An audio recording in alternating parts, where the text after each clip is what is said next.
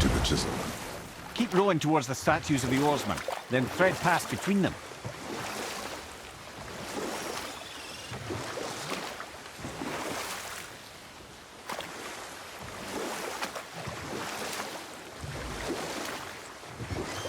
Mimir, you never did tell me why Freya spit in your face. Well, she blames me in large measure for her present circumstances, and not totally without reason. It all goes back to the long war between the Aesir and Vanir. Prior to that, wars for the Aesir were easily won, but the Vanir had proved their equal and exacted devastating damage. Both sides suffered tremendous losses, and for many of us, quite frankly, war was simply no fun anymore, but a rather senseless waste of precious life. Wouldn't you agree, brother? Precisely. Enough was enough. And at last, Odin's most brilliant advisor became determined to find a more enlightened path. You know what? I'll tell this one later.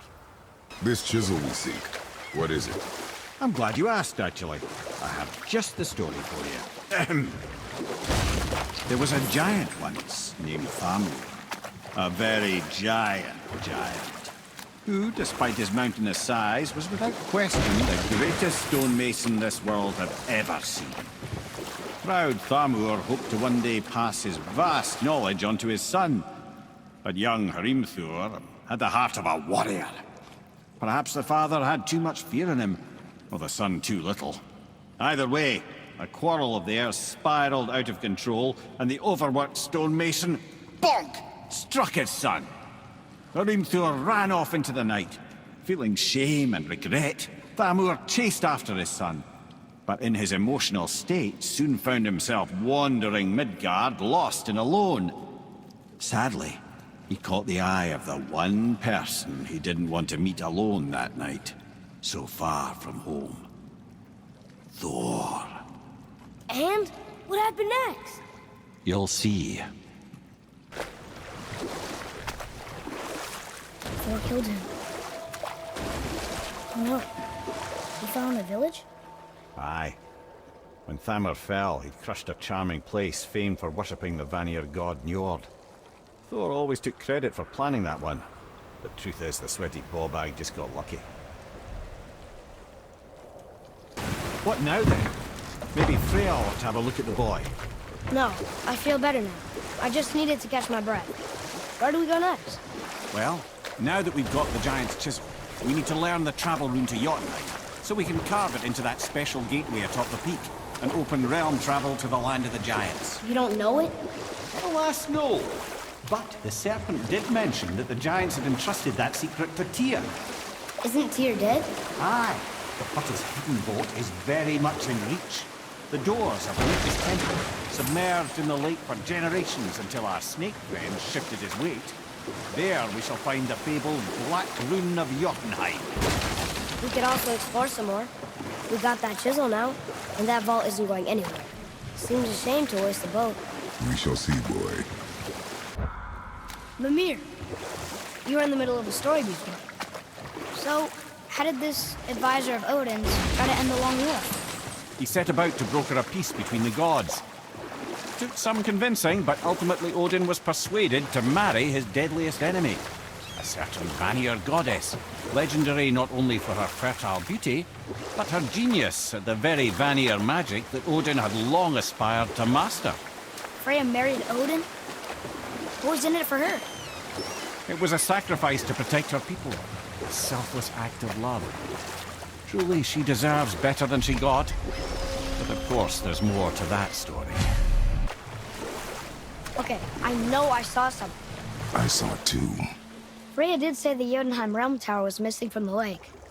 But maybe only kinda? Very strange indeed. Go. Yeah.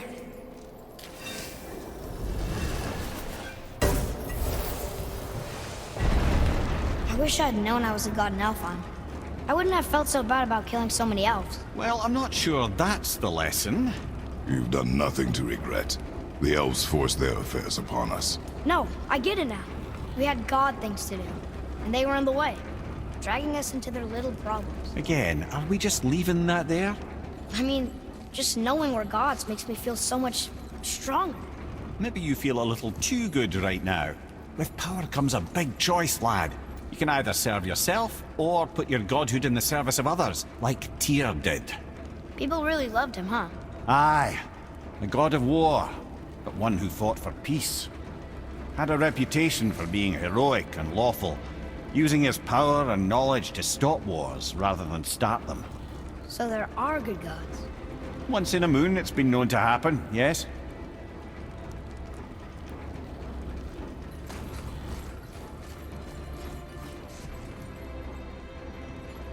This one mentions places I've never heard of. Seems Tyr really liked to travel. Tyr believed the mind, not might, was key to preventing war and chaos. And he also knew visiting other cultures would give him perspective staying in one place could not. While Odin always hoarded knowledge, guarding it jealously, Tyr was open and sharing with his learning and his wisdom. For this, mortals adored Tyr, showing their love by bringing him gifts the world over.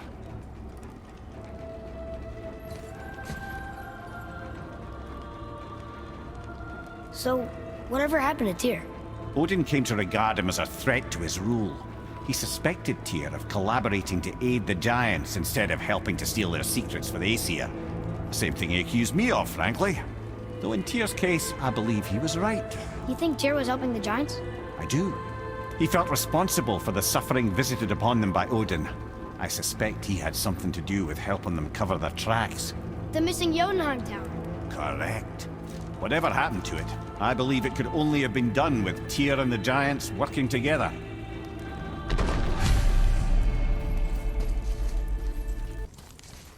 Ah, a skiing dew from my homeland. Used to have one of my own back in the day. You should take it, boy. Yes, boy. Take it. We might need to butter bread somewhere in our travels. This is why no one likes you. Yarth.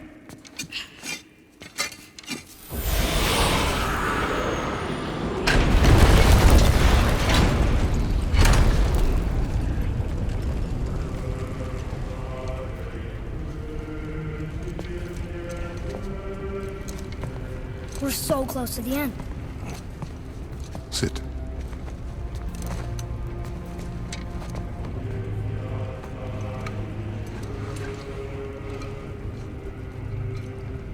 Limnian wine. The island of Lemnos.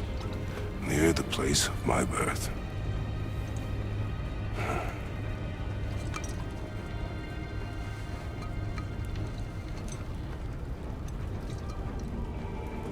Lemnos. To a journey's end. Really? Smells like rotten eggs. Is it still good? Possibly.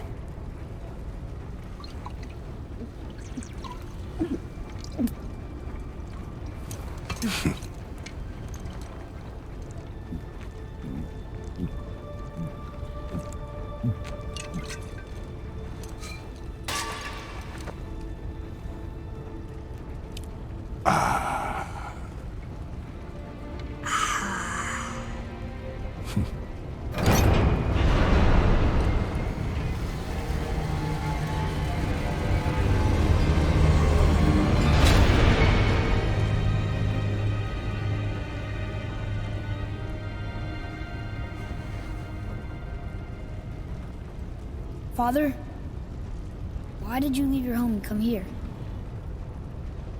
Does it have to do with the other gods there? It's just... you hate the gods so much. But Tyr proves that gods can be good. And you're good. You only killed those deserving, right?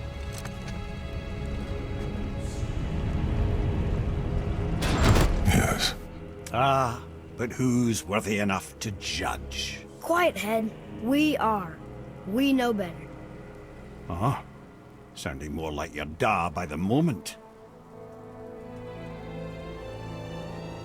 Ready. Ready. Come. I think I'm gonna like being a god.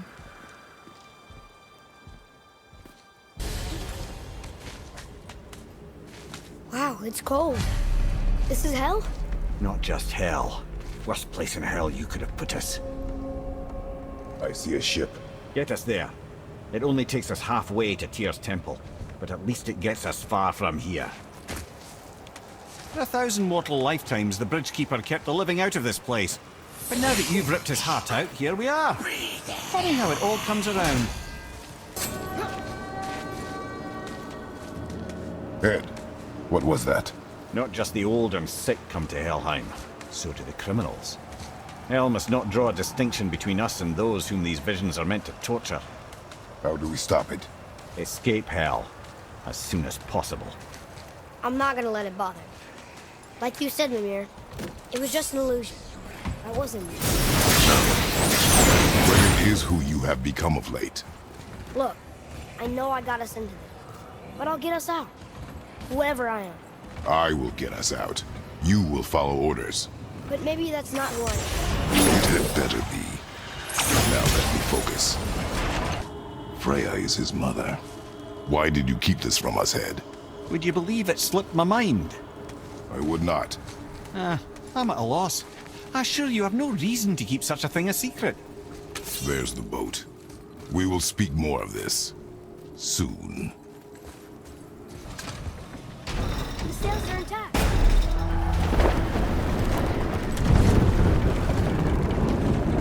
We're moving. Great. Just bear in mind this boat can only take us part of the way. Tyr's temple is near the top of a tremendous waterfall, which, sadly, we are downstream. That means even if we get there intact, we'd still need to sail up a waterfall somehow. The Vanir built the greatest ship that ever was, and it can fly. Skidbladnir? Yeah, because it was designed to fly. This was not. Nevertheless, this is the boat we have.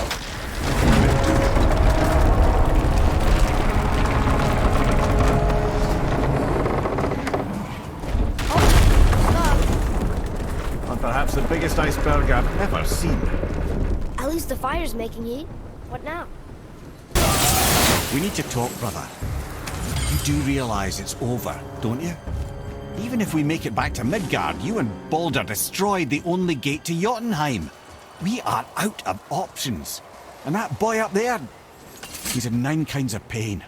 His head's turned so far around. Atreus is not your concern. Well, he might become everyone's concern if you don't do something. You don't have to be the smartest man in the world to see that. What is this place? This is Odin's. I'd recognize his atrocious taste anywhere.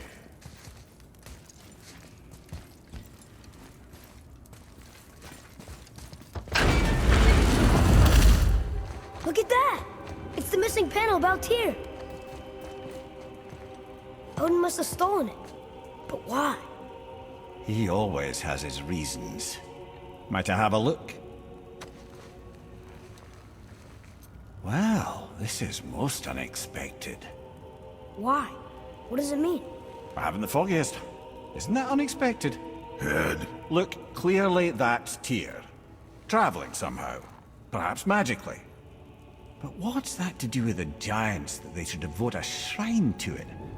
I'm afraid that is none too clear. What are those runes in the corners? Not runes. Symbols from different lands. They mean... war. Aye. How do you... This one I know too well. Oh.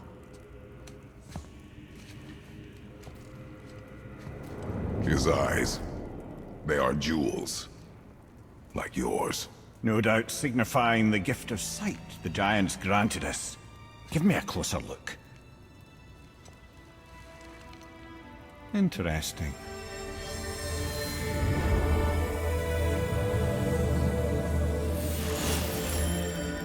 Very interesting. What is that? Secret plans concealed by Tyr so none could access but him, and those few others the giants trusted. And right under Odin's nose, ho ho ho! I did promise I'd get you to Jotunheim. What do you mean, Ed? You said we were out of options. Don't you see, brother? Odin never gave up hope, and neither should we. He knew there was a clue in here, but we're the ones who found it. These plans are for a key to some chamber Tyr's kept hidden. I don't know where it's leading or what we'll find, but it's a path. How do we make this key? I suggest we ask a dwarf.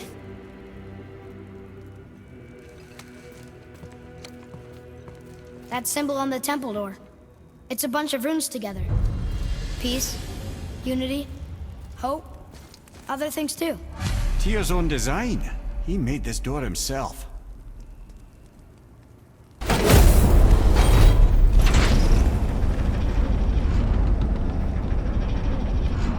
Mowhead, why did you not tell us Baldur is the son of Freya?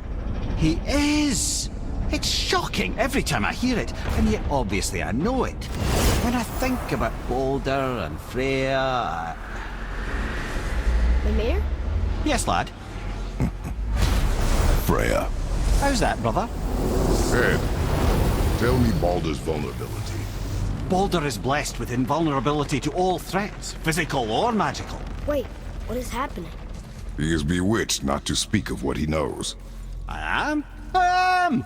Oh, that's it precisely. I wonder how long that's been so.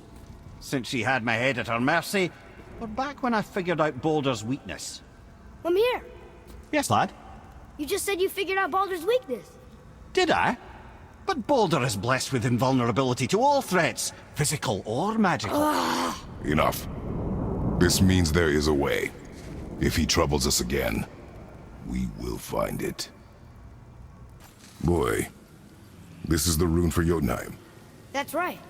And look, we're on the other side of the door. The upside-down door. What are you thinking? Stand back. Okay.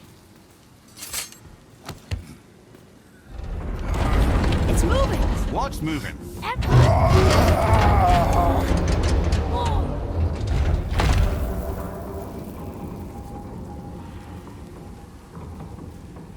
Extraordinary. The whole room is built on some kind of axle. There's chains on both sides. Without those... We can flip the temple. All right! What now?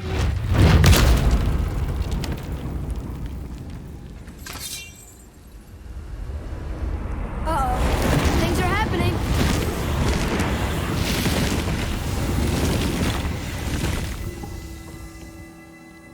Okay. I don't think they're attacking. Want me to read this one? Boy, on the statues. I see them. It says void. Ominous. Go on. Read. Before the first, after the last. Nothing between, no shadow cast. Ow. Are you quite sure flipping the temple is the only way to reach them, whatever it is? You said there would be a path. The temple can be flipped. Therefore, we flip the temple. The logic is unassailable. Not sure what happens when we recklessly upend a room that's rooted to 8 other realms. I'm curious, of course, but it's a leap to imagine it gets us to Jotunheim. I don't mind a lead. Well, who knows? Perhaps you and Tyr are the same kind of mad. Atreus, to me. Look here. Another.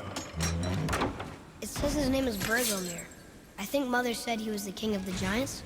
Aye, that he was. And quite a bit more. Looks like he had a lot of kids. That, little brother, is what we call an understatement.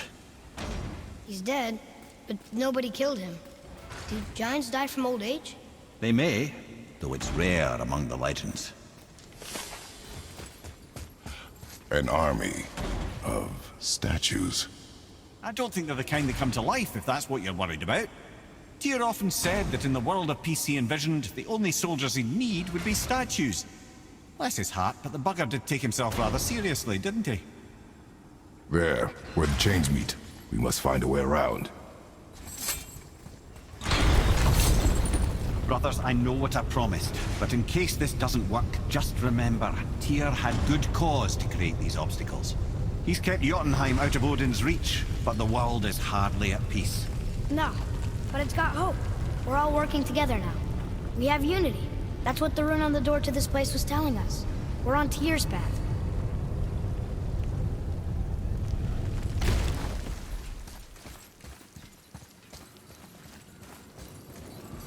Lift with your legs, brother. He knows. Just trying to be helpful.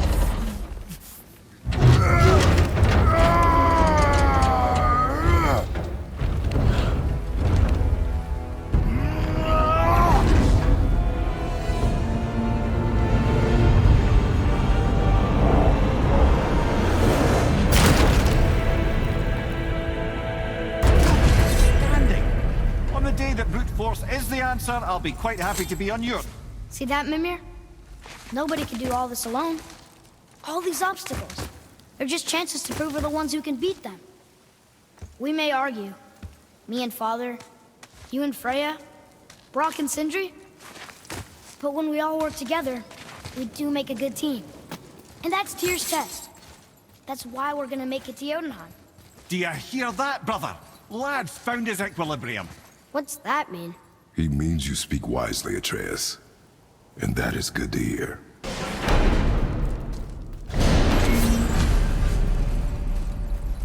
Ha! I guess the temple was made to be flipped. Look, the tree's upside down. Or are we?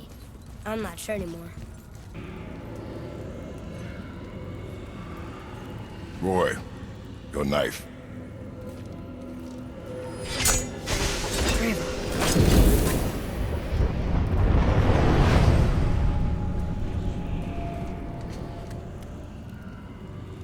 Well, what have we got? Some sort of travel stone. Let me see. Great Audumlazaras. That's the Unity Stone. You know it. I wasn't sure it existed.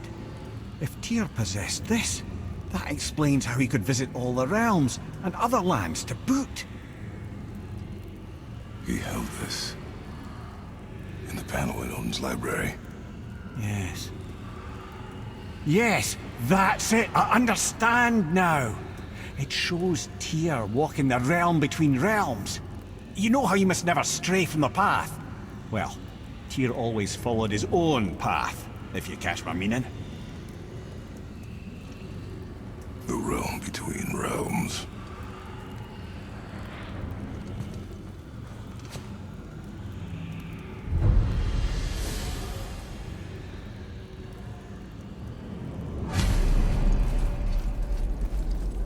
So you're saying Tyr's shrine showed him stepping off the branch of the World Tree. And you're thinking, to reach the secret path to Jotunheim, that's what we need to do? I am. Oh dear. That is what you're thinking, isn't it?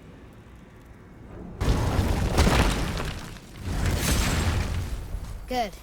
I am more than okay with not throwing ourselves over the edge of the World Tree just yet.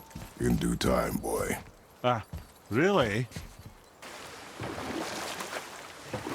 I can't believe Odin and Freya were ever married. Love and hate are more closely intertwined than you might imagine. For instance, Odin hates the giants and they him. But Thor's own mother was the giantess Fjorgun, one of Odin's great loves. So Thor's half god and half giant? Weird.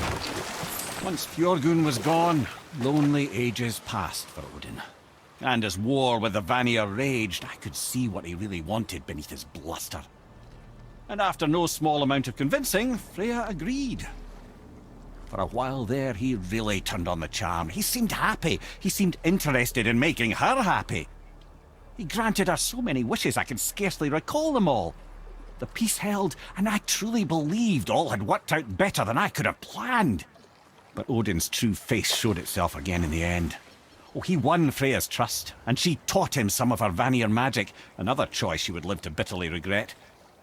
Sadly, despite his wise counsellors' best efforts to persuade him that peace was the only true path to stave off Ragnarok, Odin never let go of his obsession with Jotunheim. The taste of Vanir magic led him to new forms of experimentation and new levels of depravity.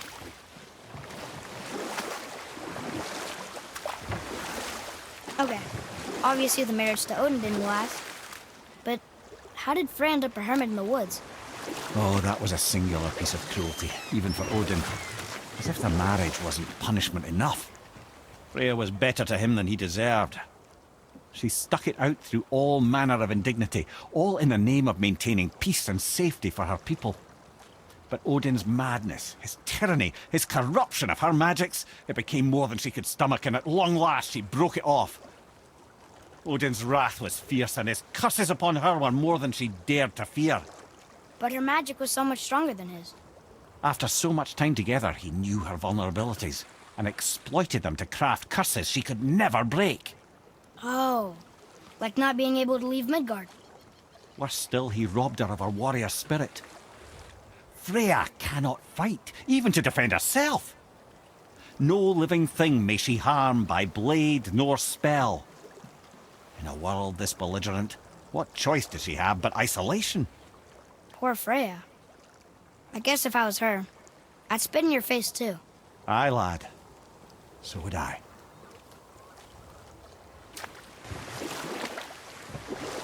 Mimir, why did you say Tyr felt responsible for what Odin did to the giants? There was an incident shortly after the forging of Mjolnir, when Tyr arranged a diplomatic meeting between Odin and the giant kings. Well, this was when the Long War was young, when victory was still a thing dreamed of, and the Jotnar might have tipped the balance between Aesir and Vanir. Odin had persuaded Tyr that the hammer was merely a deterrent, a means to broker peace from a position of strength. Tyr was hopeful to convince all parties they would prosper best through peace. He knew the giants were deeply concerned about the hammer, a super weapon in hands they did not trust. But they trusted Tyr. Tyr always believed the best in people, and taking Odin at his word in his desire for peace, he brought the Raven King to Jotunheim. From there, things unravelled quickly. The giants anticipated Odin's trickery and exposed his true agenda to spy and steal their secret wisdom. With magics, they expelled Odin from their realm and cursed him never to return. Frustrated, Odin visited his fury upon the giants of Midgard. Thor unleashed Mjolnir's might upon any giant he could find. None could stand against the tide of slaughter that followed. And at last, it seems, with Tyr's aid, they retreated. The tower disappeared, no giants could be found in Midgard, and no man nor god has set foot in Jotunheim since.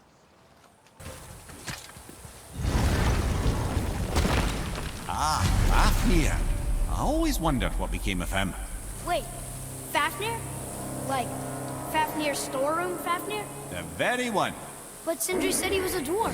He was. And now he's a dragon. Funny how life works, isn't it? He's chained up. Perhaps we should keep an eye out for binding shrines and free the poor bastard.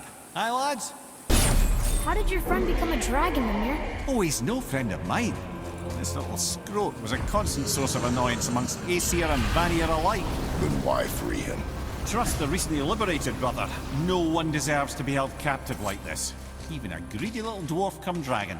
Never answered the boy's question then. How did this dwarf become a dragon? I don't know for certain, though I'd wager his penchant for stealing magical artifacts had something to do with it. Must have stolen a trinket from the wrong Vanir goddess. Time to set him free. Think he'll remember you? I don't know, lad.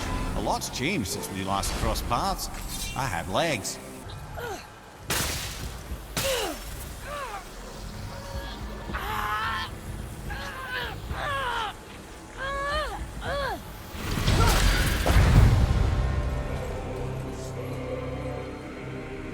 There you go, you wee little bugger.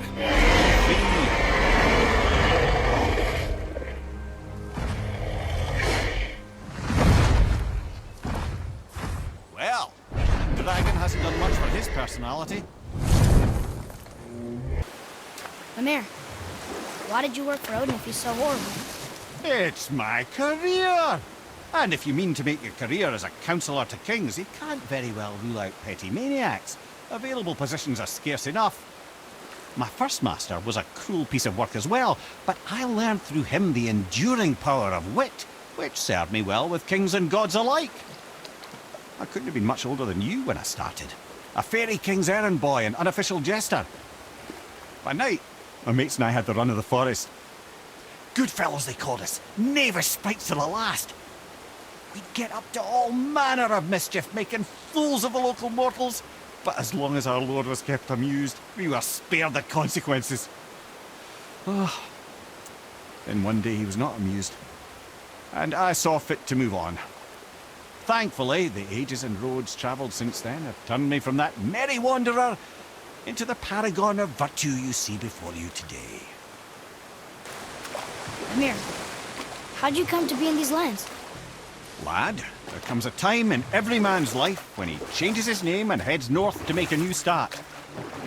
If you live long enough to do this many times over, you might end up as far north as this place.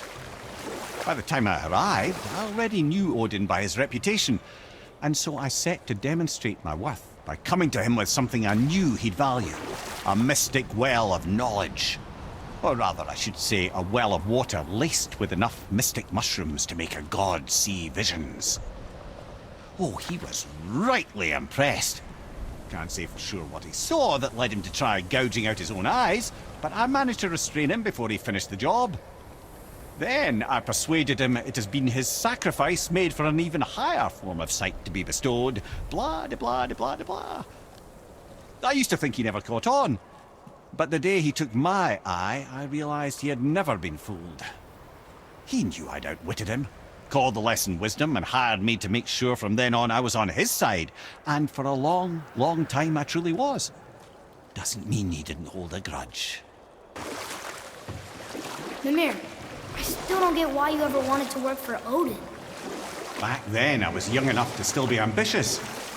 The Aesir gods were as powerful a force as I'd come across, but they clearly lacked for strategy, focus, and sage counsel.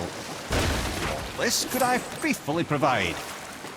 And so, a stranger from a far-off island found himself with Odin's ear, trusted as he trusted no one but himself. And with that kind of power, laddie, I must confess, there are perks.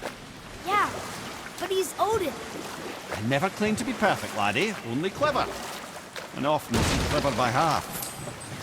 So what'd you do to get Odin so mad at you?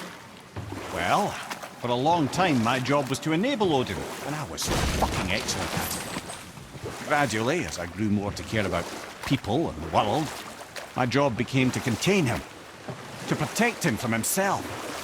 By serving peace, I served his interests as well, that's the truth. But he saw it as disloyalty. No longer trusting my motives, but not wishing to part with my brain or tongue, he bound me to a tree and adopted a new pastime of casual torture. Well, I'm glad we came along to cut off your head. Aye, lad. Lucky break that was.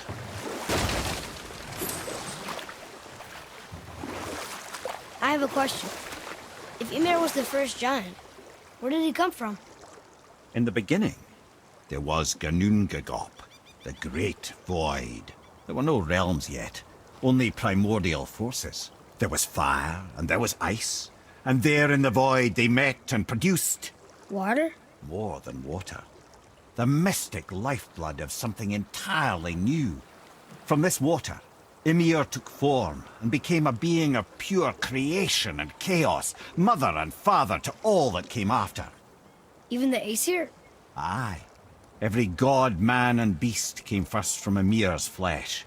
Though it was the Aesir who thought themselves so superior that they should hold dominion over the rest of creation.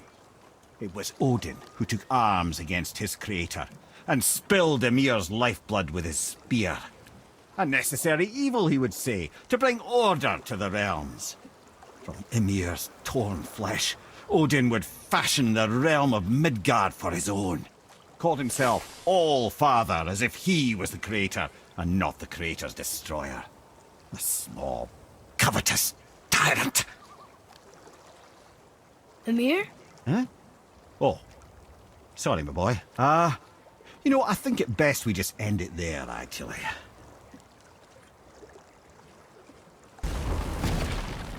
Look! We're back in Midgard. There's the bridge. We did it. The tower's back where it belongs. Now Tyr's travel room can take us to Jotunheim. How did Tyr do this?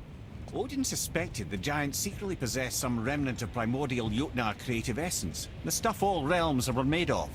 The Unity Stone must have been fashioned from that essence.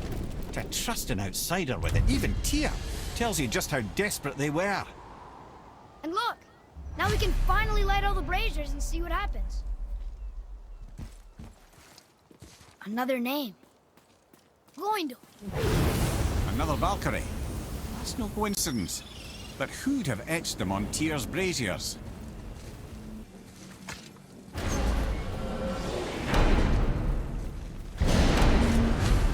I don't know what we'll find when we get to Jotunheim, but we must cover our tracks.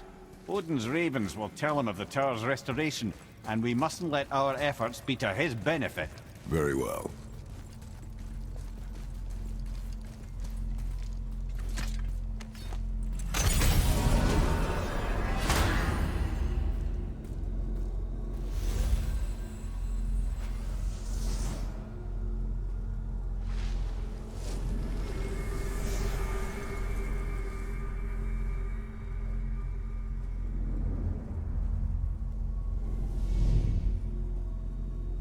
This is it.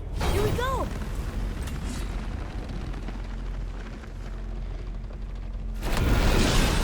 Hold on, wait a minute. This isn't going to work. What? There's no travel crystal. Tyr must have used his own eyes to refract the energy. It was his final failsafe. You've got eyes like him, Mimir. I've got an eye. One! Odin plucked out my other eye precisely to keep me from traveling. Sorry, lads. Thought that would work. What did Odin do with your other eye? He'd have kept it. In any of 100 places, I'm afraid. We've come so far. There has to be a way. Look, bit of a long shot, but for years I'd see Sindri, sometimes Brock, lurking around in that mountain when Odin came for his visits. Maybe they know something. Brock and Sindri. Hey guys, question for you. Anyone know where we can find Mimir's other eye? Oh.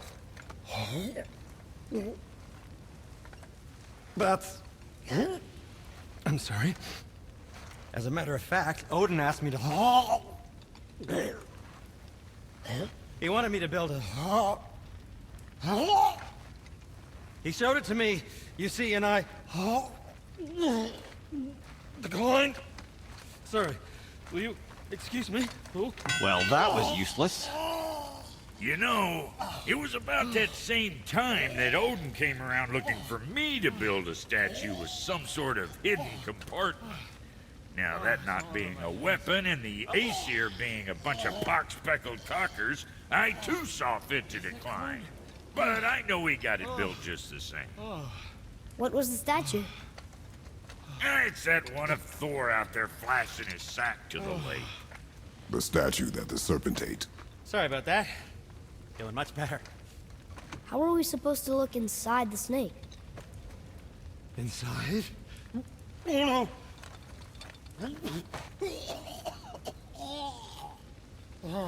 We'd better go see what the world serpent has to say about that. Well, lads, I don't know what lies ahead, but now would be a good time to make sure your gear is ready for the quest. Once more to the horn.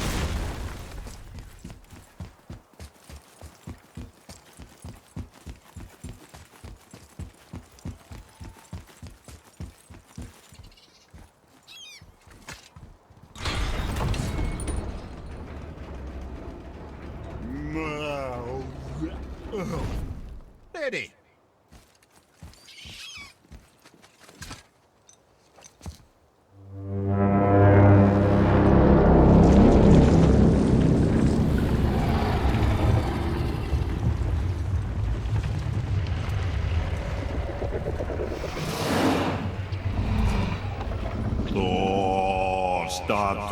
Statuini smooth fa.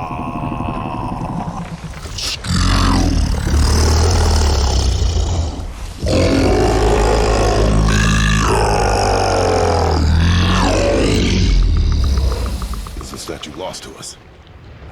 He thinks it might still be in his stomach. And he's open to letting you row into his mouth to look inside. Ew. Really? By the by, he's not wild about it either.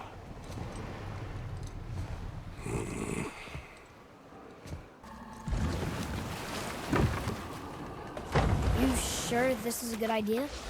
No.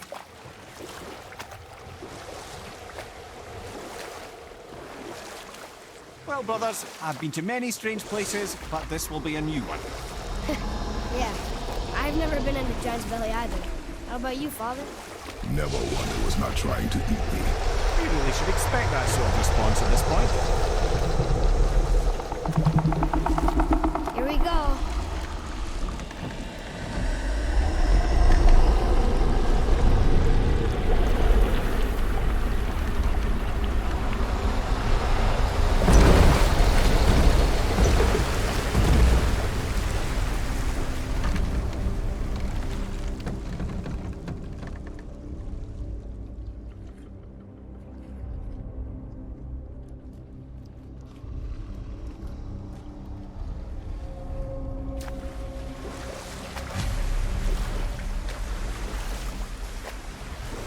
Funny.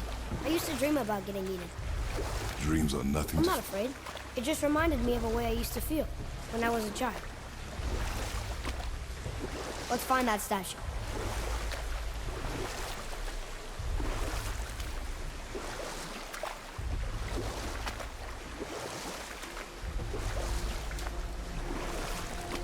Ah, smells not as bad as I thought it'd be. Bit like heather ale fermenting. Rather pleasant, actually. You're so weird. The water kind of burns in here. That is water, isn't it? Aye.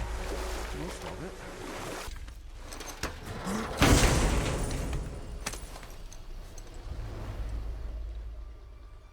Yep, that's an eye. Maybe you should stick that in my head for safekeeping.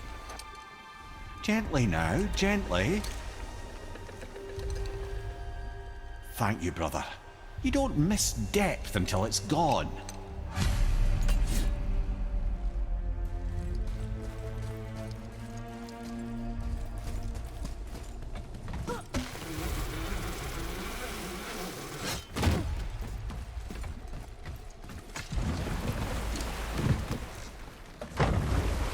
How's it feel, Mimir? Well, I wouldn't say I'm feeling whole again, but it's a right improvement. The Bifrost is intact. It'll serve. Then we have all we need. Finally, we're going to Yudno. There's no stopping us now.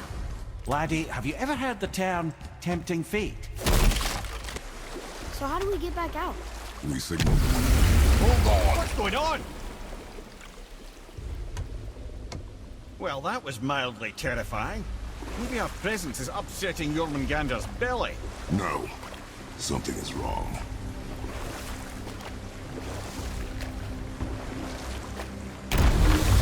What's happening to it? Nothing good. Glad that's over. Is he getting hit? What is that? We must hurry. Couldn't agree more, brother.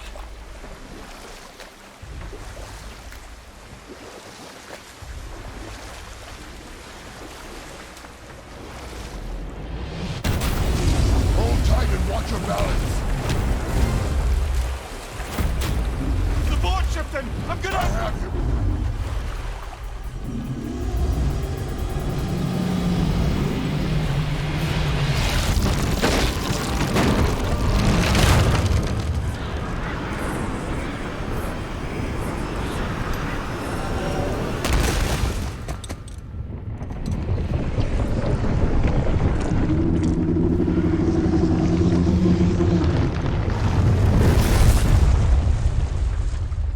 Boy? Boy! I'm good. I think I'm getting kind of used to this. I don't understand. I know saving her was the right thing, but she seemed all evil at the end. Not evil. You killed her son, lad. Her son. The death of a child is not something a parent gets over easily. But he was gonna kill her. She would have died to see him live. Only a parent can understand. So you'd let me kill you? If it meant you would live. Yes. Look, there was no easy choice. For anybody, brother. But I think we can all agree you did the right thing. The world's a better place with Freya in it. Just give her time, lads. She'll come around. Back to Tyr's temple, then. One last time. Aye. Jotunheim awaits. Why did Baldur say we cost him? Odin must have convinced him that following you to Jotunheim would bring his cure. Lies, I'm sure. Why did mistletoe break the spell? Vanir magic is powerful, but its rules are slippery and elusive. I'm sure it makes sense if you're a witch. Oh, but it's also bloody tragic. Balder was the greatest gift Odin granted Freya, the one thing she treasured from their marriage. She only hoped to spare him pain and spare herself loss. But such impulses can lead good parents to make terribly stupid decisions. Mimir, you never told me what happened with the stonemason's son. Hrimthur, son of Thamur. After completing his father's masterwork, the Great Wall of Jotunheim, he thought of nothing but making the Aesir pay for their crimes against the giants. Once he longed to fight Thor, but tragedy had brought wisdom to Hrimthur, and cunning. He observed that Asgard's walls were half-built and shoddy, for no Aesir god could be bothered with such tiresome labour. So Hrimthur adopted the guise of an ordinary man and made the Aesir an offer. He would build them majestic new walls, and if he couldn't build them within 2 turns of the season, they would owe him nothing for his labours. And if he succeeded, he asked only for an audience with the goddess Freya. Odin agreed, knowing the task was impossible, but intrigued by this stranger. Hrimthur made short work of it, of course. He had the benefit of his father's training and the aid of a magical stallion for fetching stones. Odin was not happy to find himself on the losing end of the wager, but he seemed to uphold his end of the bargain. Freya was sent to meet the mason, and to her surprise, he wanted only to whisper something in her ear. That being done, he made his way out of Asgard. And when he found Thor awaiting him at the gates of Midgard, he knew he had been double-crossed. But he didn't care, because his plan was complete. It was? What did he say to Freya? Only she could say for certain, but I've had many moons to work it out. Hrimthur knew that Freya loathed the Aesir, despite her marriage to Odin, and I believe he gave her the secret to Asgard's defences. Some weakness he may have built in, structural or magical, which I expect will be exploited come Ragnarok when Surtur arrives to burn Asgard to ash. If not sooner.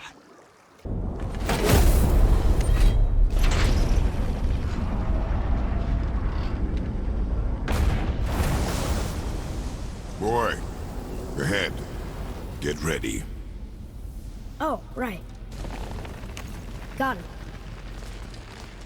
Let's hope this doesn't cause you to explode or anything. Oh, hadn't considered that. Maybe we should talk about this a bit more. Nah, I'm sure you'll be fine. Ready? Oh, that's unpleasant! Now, boy!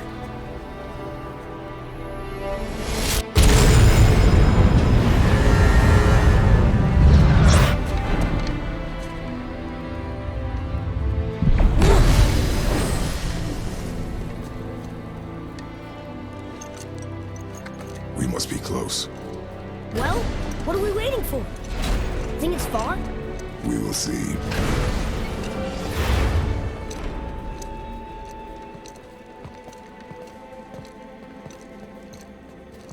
A word, please, before we continue. Listen, the last thing you two need up there's a decomposing heat ruining the moment. Why don't I wait for you here? This is between you and the boy. True. But if someone were to My fight... lady Sif's soft, perfect sloshers. You done did it. Sorry. We had to see this. Oh, no. No, no, no, no, no. Ah, fine, damn it. Fine! Watch the head till we return.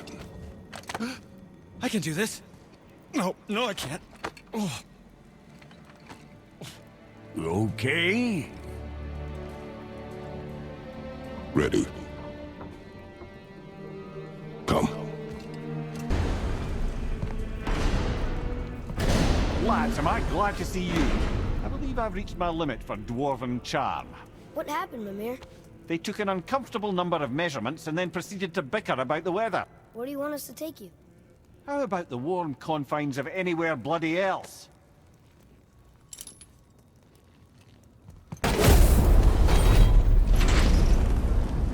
Before we return to Midgard, I should warn you.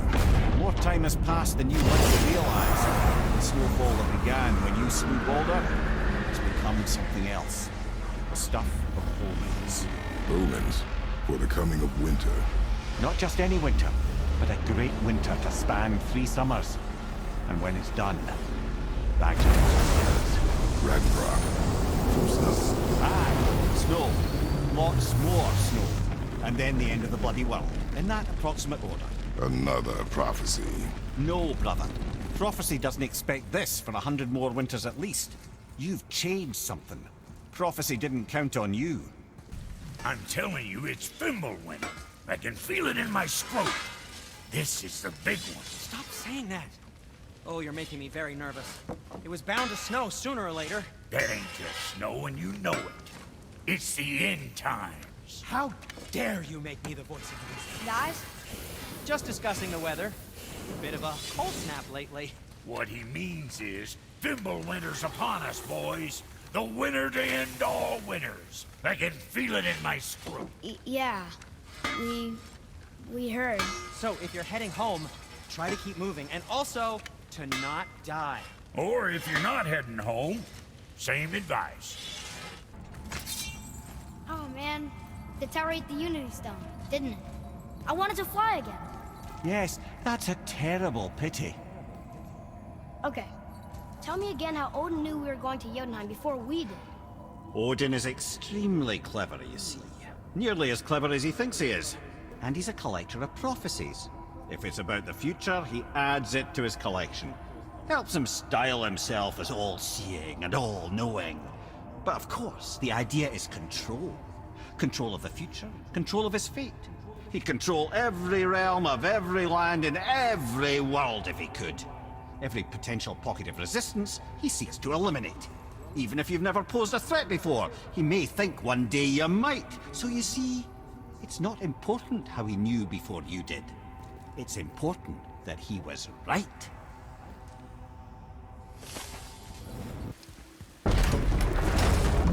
Mimir, what else did the serpent tell you when you spoke? Kinda sounded important.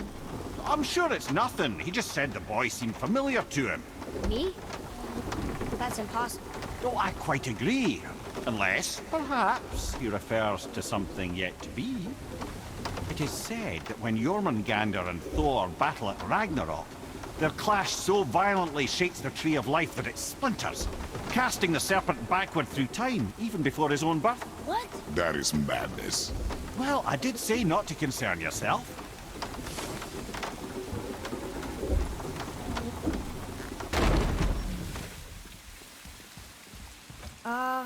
Is it a good idea coming back here? She's probably in there planning your demise, brother. Or bringing Baldur back to life? Like she did you, Mimir. Oh, I'm not alive, lad. I'm reanimated, sure. But make no mistake, I'm still quite dead. I'll never be what I once was. She won't want this for her son. Trust me. That's a relief. Not the part about you being dead, but, you know.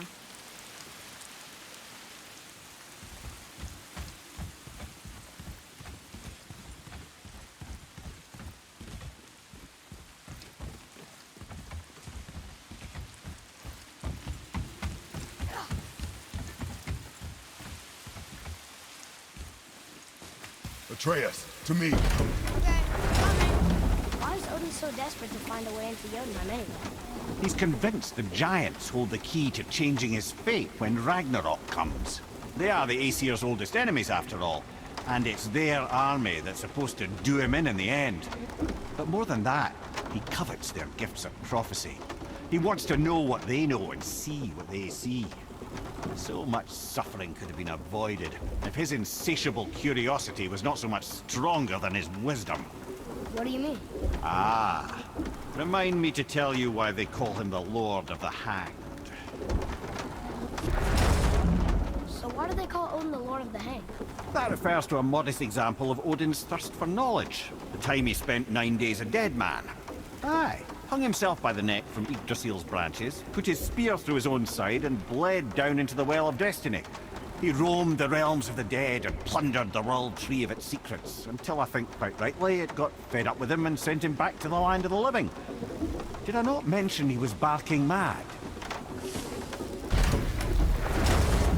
There's something I can't figure out. Odin wants to prevent Ragnarok. But the serpent's already been there and seen it.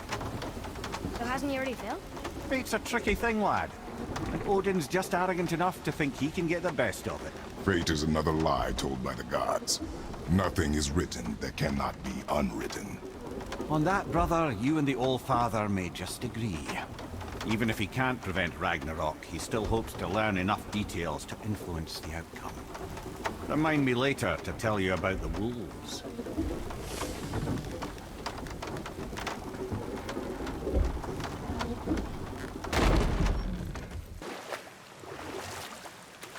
If I'm not mistaken, we've yet to discuss the tale of the giant Bergelmir. Oh yeah. I remember his shrine. It looked happier than the other ones. Mostly. It begins in an ocean of blood. Finally, a story worth hearing. If you remember, Ymir, the first giant, was fatally stabbed by Odin. It's in his blood our story starts. Ymir's magical guts poured out in a torrent so violent it threatened to flood all of creation. The Jotnar were unprepared, as the very last of them were washed away in the endless tide. Not just Ymir, but all of giant kind faced extinction. And so would Odin's victory have been complete. But Ymir's kind did not all perish that day. Staying afloat in the hollowed husk of a tree, the frost giant Bergelmir endured, as did his lady wife. For weeks they sailed, until finally they came upon a new land. They called it Jotunheim. And there they would start anew. As father and mother they would multiply exceedingly, and as king and queen they worked to make Jotunheim a land where giants would know no master but themselves. Bergelmir never sought revenge for Odin's slaughter. His vengeance was to live and prosper. He died at peace, a legion of his kin to mourn him. He would ever be known as Bergelmir the Beloved. Bergelmir the Beloved. Huh. I've never heard a story end that way. Not a true one, anyway. If you do, laddie.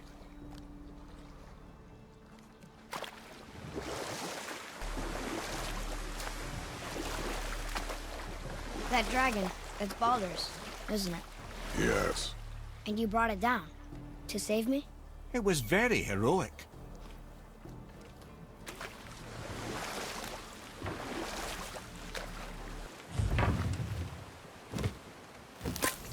Ed, you are full of stories.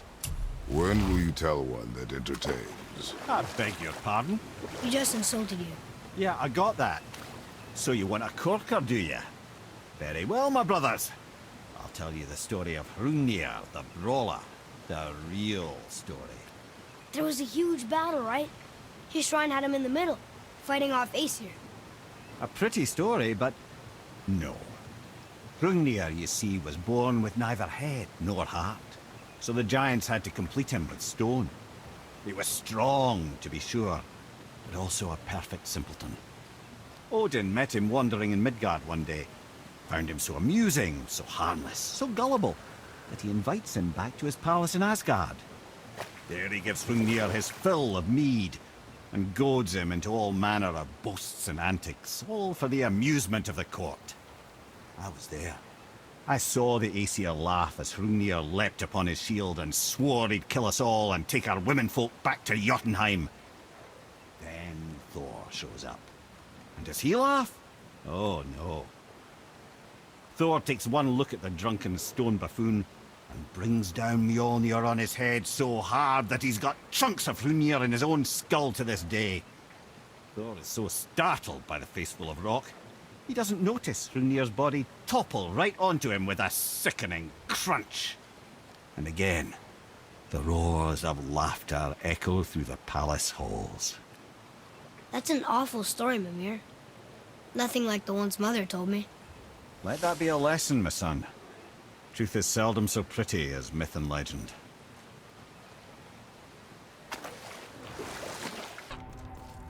Mimir, why do you have Bifrost crystals in your eyes? A loving gift from the giants. Since I used to do so much traveling between realms, they thought it would be more convenient for me than having a crystal I could lose. Did it hurt? No, because I wisely fortified myself with 16 cups of Billow Maiden's ale. Got so inebriated, I tried convincing the giants to put them in my nipples instead. Almost talked them into it too. Can you imagine? Mimir of the Bifrost Teats. Ah, those were the days. Ew. Okay, I'll stop now. Mimir, what can you tell me about that giant lady with the bow? She was called Skadi, Queen of the Hunt. Her father was Thiotzi, who could take the shape of any wild creature, and taught Skadi how to hunt them all. From the ribs of pack beasts, she fashioned second feet, allowing her to glide upon the snow so no animal could evade her. She became a huntress beyond compare, even to any god. Odin himself wanted her for his bride, believing she would bear him strong sons. But she spurned his affections, and for that insult, Odin vowed revenge.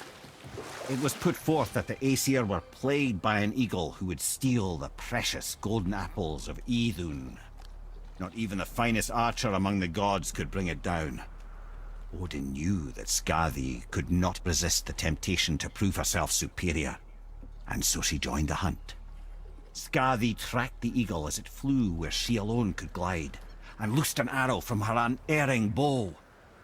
When she collected her quarry, she found no eagle at all, but her own father, poor Thiotzi, slain by his own daughter. She was overcome with grief and shame, for there is nothing nature so reviles as a child who kills their parent. Skadi succumbed to her fate as winter's blanket fell, holding her father as the mountain held her in an embrace to last eternity. Well, that was sad. Aye. There aren't many happy endings for the giants, I'm afraid.